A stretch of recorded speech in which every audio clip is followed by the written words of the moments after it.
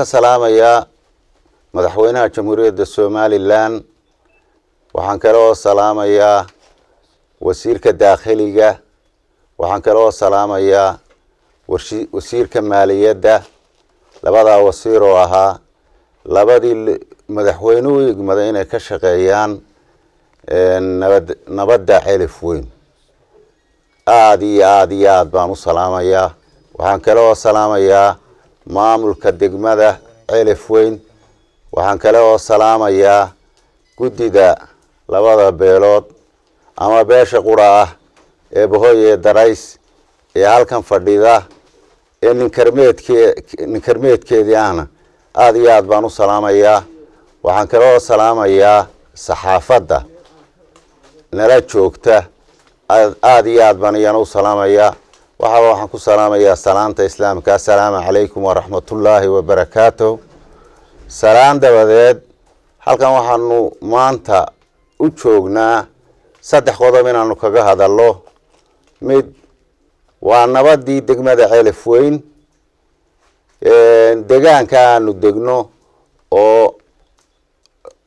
dhuxusha ama dhirta aad loo gubayo iyadana waa ka hadlaynaa waxaanu kale halkan tiraanyada uga diraynaa beesha bihina Caraale ee Naaleeye Axmed ama Naaleeye Axmed aan ku horeeyo beesha Naaleeye Axmed ninkii halkaa kaga dhintay Karamaan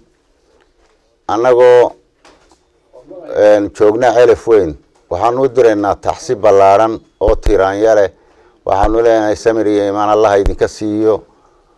waxaanu iimaan saadiq ah waxaanu leenahay wixii ka dhacay waa daris baynu nahay dad walaalaa baynu nahay dad wada degan baynu nahay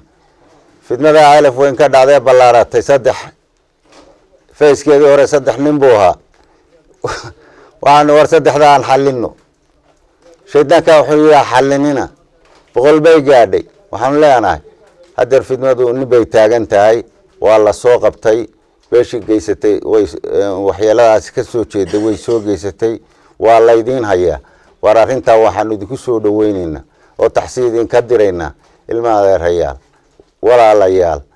ina ka xaajootaan xagana dhaahin baa idin taala si kastaba ha noqotee arrinta taxsiibaanu ka diraynaa inta beeshaanu faraynaa waxaanu kale halkan aanu ka iclaaminaa hadaanu gudideenahay waa shaqaynay waana shaqaynaynaa nabadda degmadu nabadda beelaha iyagii labadayadii beeloodna markaanu si gaara iyo si guud mid walba kormeer ugu baxnay nabadii ilaahay waa noo aqbalay adeer waxaan ilaahu noo si aqbal xukuumadda iyo wasiiradeedina waxaanu u sheegaynaa gudidii inay mid taagan tahay oo aan jiifina shaqaynayso xilkii ay idinna lahaydeen waa wadaan annana tayadii waa wadnaa waa idinka mahad celinaynaa annana sidaa nagu ogaada xafiisyadii baa furan xubno gudida ahaa ee gudida fulinta ahayd baa magacaaban Xilif Weyn bay ka furan tahay darar weynina way ka furan tahay sidaa ha loola socdo laba afayeen waxaan ku darayaa salaanta labadii inaanu igminay xiriirinta dawladda oo ah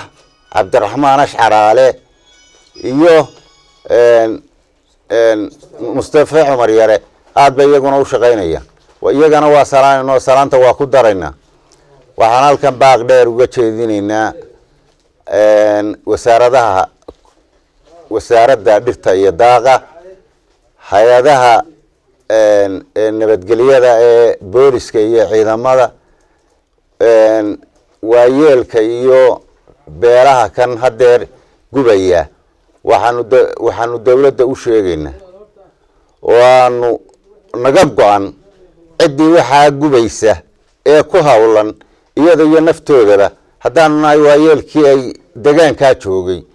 inay waras yihiin tallaabada ugu adag laga qaado xukuumaddana waa ku soo dhaweynaynaa annana waa ka tiraanyaysanahay waana ka shaqaynaynaa wassalaamu calaykum wa rahmatullaahi wa barakaatuh